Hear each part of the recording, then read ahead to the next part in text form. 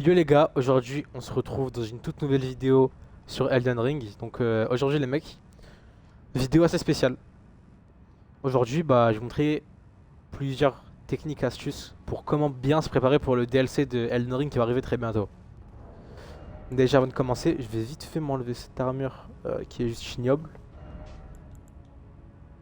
Ah mais je suis en charge lourde, foulaine ça. Pas un plus beau truc genre.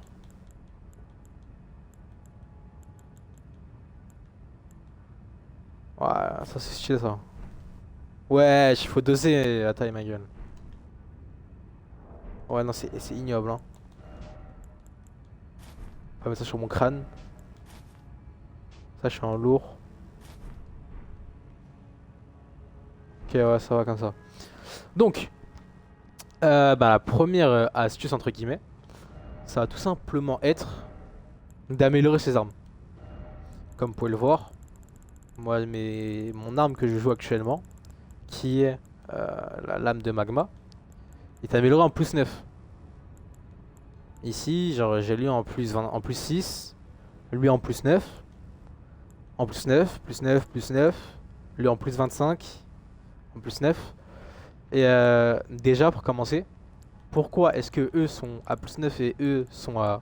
Lui plutôt est à plus 25? C'est parce que dans Elden Ring, il y a deux types d'armes. Il y a les armes classiques et les armes sombres, comme je les appelle. Les armes sombres sont des armes qui ont directement leurs attaques spéciales à eux. Moi par exemple, la mine c'est elle. Et je peux pas la changer. C'est une attaque qui est directement dans l'arme en fait. Et après, avec les autres armes, comme par exemple celle-ci, qui est une arme classique, comme vous pouvez le voir, voilà. Elle a sa somme de guerre à elle. Sauf que celle-là, c'est moi qui l'ai mise. C'est pas une somme de guerre appropriée à cette arme. Donc, pour ce build, les mecs, je suis vraiment quand même. Hein. Donc, pour cette astuce, on va commencer tout de suite par aller à l'endroit pour trouver les pierres de forge. Quand j'y trouvais, c'est pas uniquement les trouver, c'est pouvoir les acheter à l'infini. Donc, pour commencer, le premier endroit où on va pouvoir acheter les pierres de forge pour les armes classiques, c'est-à-dire les armes comme elle par exemple, ou elle, toutes les armes classiques qui n'ont pas de centre de guerre à eux, et qu'on peut monter en plus 25. Le premier endroit, ça va être juste ici les amis, à la galerie cristalline de Raya Lucaria. Donc je pense qu'on va s'y rendre tout de suite. Là, on met un petit point. On va à l'église des vœux, qui est l'un des sites de grâce les plus proches.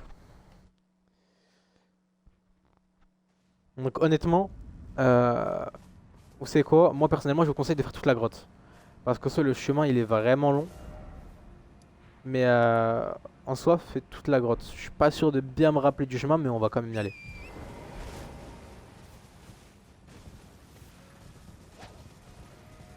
Donc,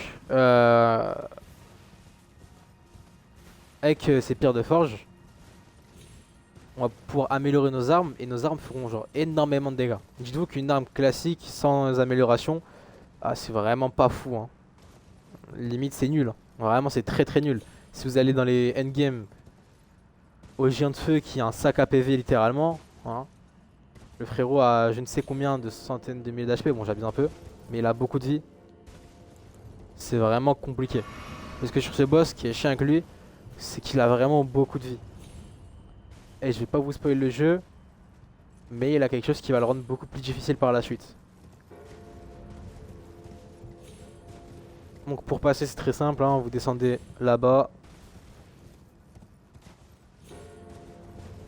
Ici on aura quelques pierres tombales, des tombes. On va tout simplement marcher dessus. Hein. Là. Donc essayez de pas tomber comme moi si vous avez pas beaucoup de vie.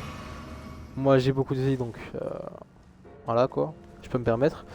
Au passage pour ceux qui ne savent pas, si vous améliorez votre dextérité sur Elden Ring, ça tankera vos dégâts de chute.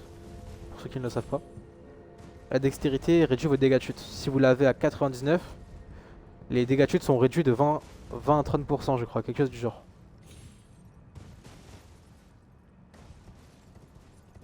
Donc en soi le jump n'est vraiment pas compliqué, hein.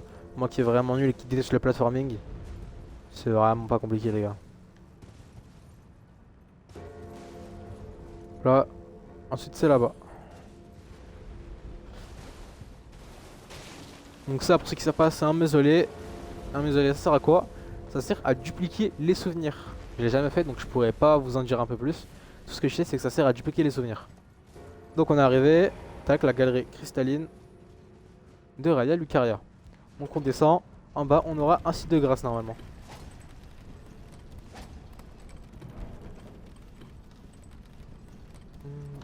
Donc un site de grâce, où est-ce qu'il est? Il doit être un peu plus devant. Je l'ai pas pris, c'est-à-dire je vais le prendre tout de suite. Ah. Parfait. Donc on va se mettre la petite lanterne, histoire de voir un peu mieux quand même. Donc alors, tac, honnêtement, il tank très bien les dégâts les mobs ici, donc faites à ça assez attention quand même. Dès que je leur tape que du 400, il tank vraiment bien.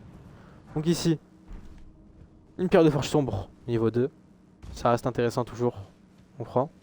Sur les murs, on a du cristal brisé, ça sert à crafter des choses. Bon, c'est pas le meilleur item du jeu, hein, mais c'est déjà ça. Donc dans les grottes comme celle-ci, pour ceux qui ne le savent pas, on a plusieurs choses à récupérer. Il y a plein de coffres partout. Sur les murs, il y a plein de pierres de forge, etc. C'est vraiment intéressant ces grottes. Et il y en a partout sur la map, hein. Je vous montrerai à quoi ça ressemble, genre comment vous pouvez les repérer facilement sans regarder où est-ce qu'ils se trouvent. Vous verrez, c'est vraiment simple, hein.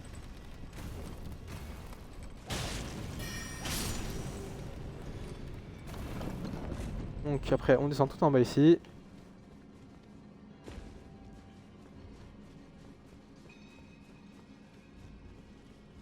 Là. Donc ici, on aura un petit boss à battre, je crois, hein, si je dis pas de bêtises. C'est un cristallin, le boss.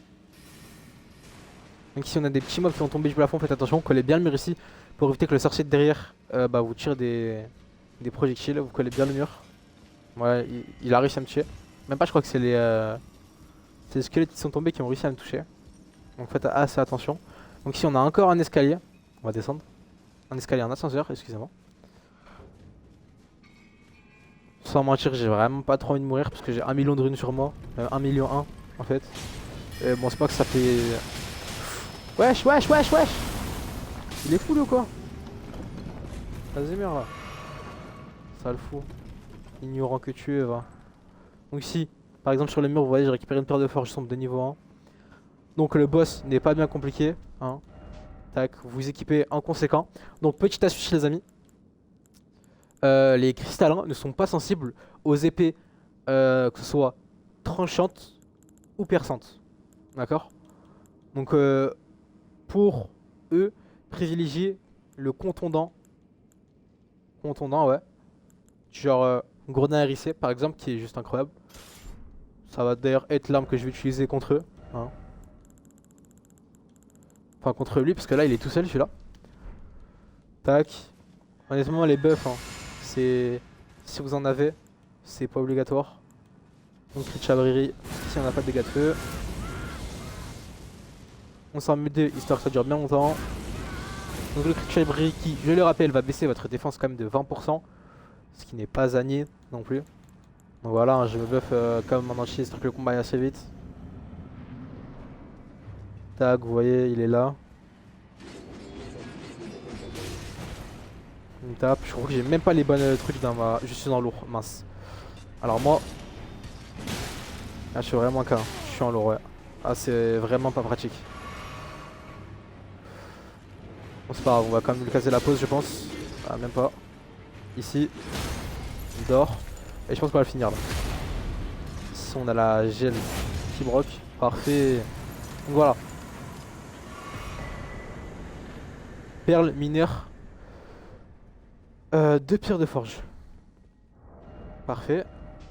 On va retirer ça tout de suite parce que c'est un peu trop lourd. Donc une fois que vous l'avez récupéré, hein, ce qui est faut faire normalement, si je vais montrer ça tout de suite. Le repère, tac. peut le retirer.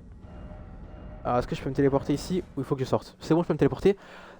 Normalement vous n'êtes pas censé pouvoir vous téléporter parce qu'il faut que vous ayez fini la grotte pour vous TP. Donc voilà. Donc pour donner les perles, très simple. Vous avancez là-bas. Vous allez voir mamie. Vous faites offrir une perle. Moi il est écrit que j'en ai pas parce que je l'ai déjà donné depuis assez longtemps. Enfin dans ma New Game Plus 1. Je lui ai donné déjà. Donc vous pouvez voir ça s'affiche ici. Là on a les classiques. Donc maintenant ce qu'on va faire honnêtement c'est qu'on va enchaîner. On va pas s'attarder sur les grottes. Donc la seconde, où est-ce que c'est? C'est ici je crois. Tac. Ah, l'arbre fantôme du mur extérieur qui se trouve quand même au plateau d'Altus. Pas très loin de la capitale, donc il faut quand même avoir avancé un minimum dans le jeu. Elle se trouve juste ici. Tac, le chemin il est pas compliqué. Où est-ce que c'est là-bas. Il faudra aller là-bas. Vous avancez un petit peu. Bon, on va faire quand même le chemin. On va pas s'attarder plus en rentrant dans la grotte, excusez-moi. Parce que sinon la vidéo va durer 2h30. Donc tac, on descend ici. Honnêtement moi ce que je vous conseille ça va être de faire les grottes en entier. En entier excusez-moi. Parce que c'est vraiment trop rentable. Ça sert à rien juste de venir pour récupérer ça et après vous tailler. Au cas où dans cette grotte on n'a pas de boss à tuer. C'est vous vous baladez, vous trouverez un coffre. Donc c'est plutôt rentable en soi.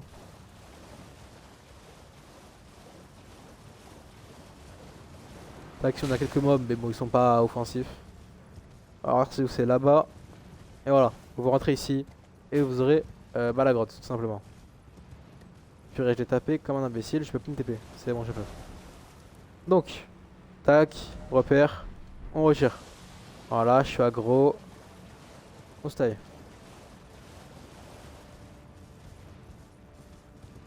Donc, pour l'autre. Toujours pas. Wesh. Donc, pour la suivante. Vous aurez avancé, vous aurez terminé du coup la capitale, vous serez passé ici. Là, vous aurez fait l'ascenseur d'Hérold qui se trouve juste là. Une fois que l'ascenseur d'Hérold sera terminé, direction la ruine de Zamor. Et pourquoi la ruine de Zamor? Parce que c'est ici où se trouve la prochaine perle. Donc, tac. Cette fois-ci, vous allez essayer comme d'esquiver un peu tous les mobs. Parce que en soi, ils sont pas si compliqués que ça à esquiver. Donc tac, on passe par là. On monte ici, c'est pas bien compliqué.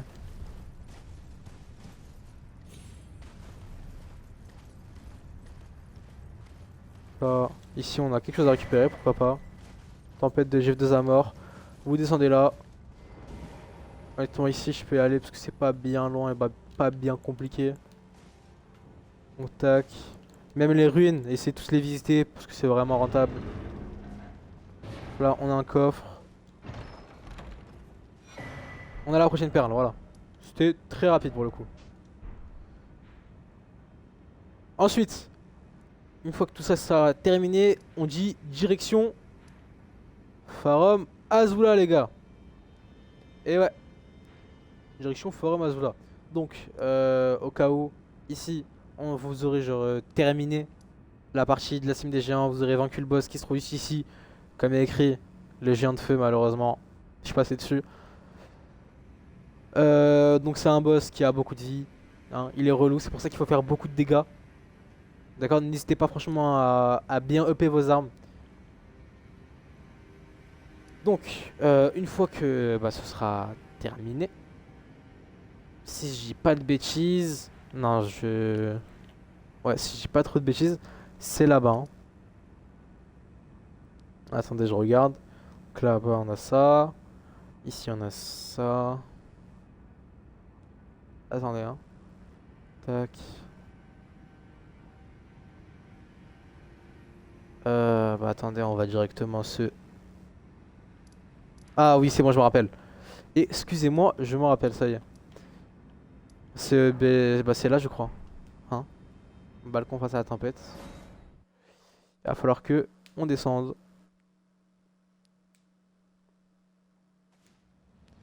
que c'est un boss qui va tout simplement vous donner l'item. C'est pas là, je dis que de la merde. Wahoo. Tac. Moi je les arrache hein, donc voilà quoi. On se taille. Bon, sans vous mentir, on va pas s'attarder un peu plus sur ça. Je vais vous expliquer brièvement comment on fait pour récupérer ça. Avant, on va se téléporter parce qu'il y a énormément de bruit ici. Donc, pour récupérer la dernière perle, il faudra vaincre le duo Santecher, les amis. Donc, une fois que vous respawn ici, simplement, je sais plus trop où est-ce que vous spawnez, je crois que c'est là. Il faudra descendre ici, faire le chemin, etc. Tac, on passe là. Je crois que c'est ici, hein, le temple des dragons. Ici, vous aurez un boss à aller vaincre. Ce boss sera qui? Ce sera malheureusement le duo Santecher qui est un boss très compliqué si vous n'avez pas les pauses de sommeil. Donc une fois que vous l'aurez tué, il vous droppera tout simplement la pierre de forge, les amis. Donc pour les pierres, pour mettre les armes plus 25, je crois qu'on est bon. Si je dis pas trop de bêtises. Maintenant on va passer aux pierres de forge sombre. Donc pour les 1 et 2 les gars, très simple. Moi personnellement ce que je vous conseille, si vous allez ici, de toute façon c'est pas un endroit obligatoire dans le jeu, mais c'est un endroit qui est intéressant d'y aller parce qu'on a beaucoup de stuff là-bas et on a aussi une épée, 2 épées légendaires, excusez-moi. Donc vous passez, une fois que vous êtes arrivé à l'Urna et que vous aurez terminé Godric, tac, on passe ici. Tout simplement, on contourne toujours, ici normalement vous aurez de quoi descendre. Tac, vous passez, vous faites le chemin tranquillement, vous serez arrivé au cas de beffroi, c'est pas grave, vous n'allez pas par là, vous contournez ici. Hop là, ici on aura la rive nord du lac de l'Urna, vous passez ici. Ici, vous aurez des ruines. Dans ces ruines, ce que vous faites, c'est que vous foncez tout droit et vous aurez un mur invisible qu'on va aller voir tout de suite. Ce mur invisible, vous tapez dessus, vous pourrez passer à travers donc. Et ça vous ramènera chez un PNJ qui est malheureusement mort ici. Pourquoi? Parce que j'ai terminé la quête de Ranier la sorcière. J'avais oublié qu'il était mort. Même eux sont morts là, les couteaux noirs. Donc le mur invisible normalement est censé être juste là. Vous tapez dessus et ce sera bon. Franchement j'avais jamais remarqué qu'ils étaient là pour de vrai. Je viens de le remarquer. Et en vrai ils ont vraiment du feu les couteaux noirs. Donc c'est ce monsieur là qui se trouvera juste ici. Qui ah d'ailleurs il est chier son stuff, il a un grand espadon. J'aimerais bien le prendre mais malheureusement pas. Le monsieur qui se trouvera juste ici, qui vous donnera les pierres de forge 1 et 2 à l'infini. Les pierres de forge sombres. Et vous donnera aussi des 3 et 4, mais ceux-là sont en édition limitée.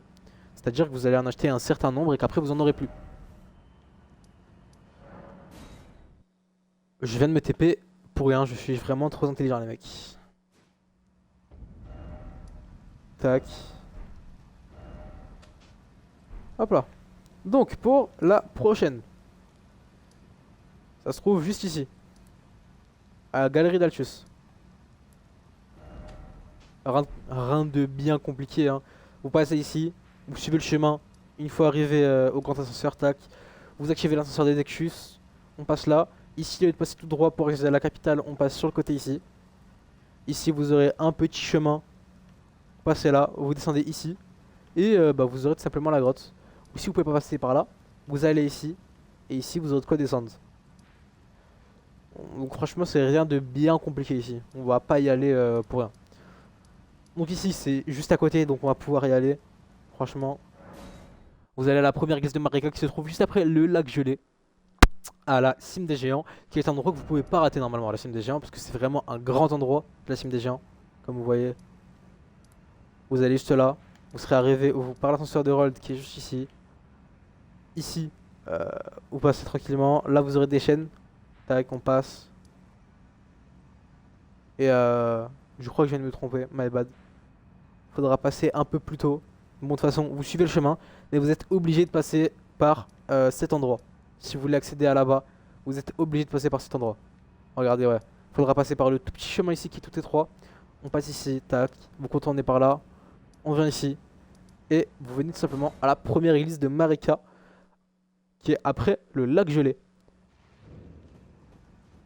Juste devant cette église, vous allez trouver un cadavre qui est juste ici. Sur ce cadavre, vous aurez la perle de forge sombre, les amis. Donc, pour continuer, il faudra passer... je crois que ça va être l'avant-dernière, celle-ci. Honnêtement, c'est dans Farum Azula. C'est vraiment simple. C'est là juste à côté pour le coup. Pas bien compliqué à récupérer. Tac, vous prenez le site de grâce ici, qui est à un endroit incontournable de Farum Azula. Ici, vous avez un cadavre. Hop là, c'est plié. C'est acheté, c'est vendu. Vous avez la pierre de forge, les gars. Donc ensuite, on va tout simplement passer au prochain endroit, qui lui est un peu plus relou. Faudra aller ici, ou là, comme vous préférez. Et si je dis pas trop de bêtises, vers ici vous aurez un espèce de temple un peu. C'est pas ici, ni là, et ni là d'ailleurs, là non plus. C'est genre vraiment ici. Vous aurez un espèce de temple avec des méchants là, des zombettes. Et devant le temple, genre devant un des cercueils du temple, genre le seul cercueil qui est collé au mur. De toute façon vous êtes obligé de passer par ici. Vous aurez un item à ramasser. Et cet item va être la pierre de forge 9. Donc on en a enfin terminé pour les améliorations d'armes. C'était vraiment long, hein. Pendant 21 minutes on n'a parlé que de ça.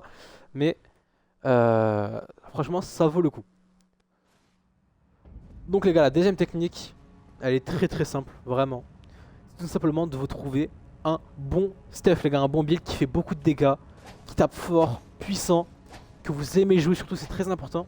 Parce que si vous aimez pas votre build, franchement ça sert à rien de le jouer. Genre si vous jouez, je sais pas moi, Espadon de Guts parce qu'on vous a dit qu'il est vraiment incroyable, mais que vous l'aimez pas, bah le jouez pas les gars. Il y a beaucoup d'armes qui sont bien meilleures et qui tapent tout simplement plus fort et que vous préférez sûrement. Par exemple, une de mes épées préférées dans le jeu, c'est l'épée maudite de Morgoth. Je vous ai pas sorti de build encore avec, mais ça arrivera très bientôt. Je vous en dis pas plus. Mais il y a une infinité d'armes dans Elden Ring. Bon, une infinité, j'abuse un peu, mais il y en a plus d'une centaine, voire même 200 d'armes dans Elden Ring différentes. Que ce soit les boucliers, parce que oui, ça existe les builds de boucliers. Que ce soit avec la magie. Ici, on a des arbalètes. On a des arcs, des grands arcs. On a des armes de corps à corps, c'est-à-dire des poings. On a des...